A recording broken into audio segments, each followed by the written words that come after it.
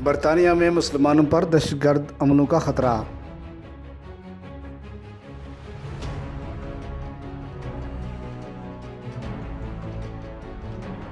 Birmingham London समेत पूरे मुल्क में 3 अप्रैल को पुनश्च मुस्लिम डे मनाने का खत हर घर को मौसूल। नामालूम एड्रेस से मौसूल होने वाला मुसलमानों को ये खत के मुसलमानों को सजा दो। खत में लिखे गए अल्फाज ने बरतानिया के मुसलमानों में खलबली मचा दी।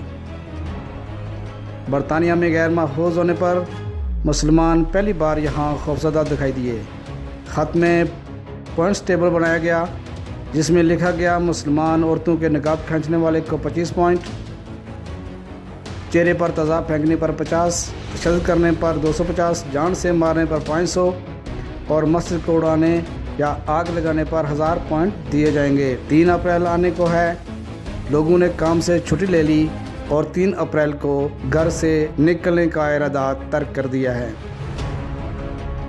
पुलिस तहकीकात कर रही है और पुलिस ने खबरदार किया है कि औरतें टोलियों की शक्ल में घरों से निकलें और जो लोग गाड़ियों में सफ़र करते हैं वो अपनी डोर्स जो विंडो हैं उनको बंद रखा जाए क्योंकि कोई तेज़ाब ना फेंक सके। और टोलियों की शक्ल में निकलने का फ़ायदा ये होगा कि अकेले मर्द और औरत पर ये लोग हमला करते हैं तो इससे महफूज रहा जा सकता है।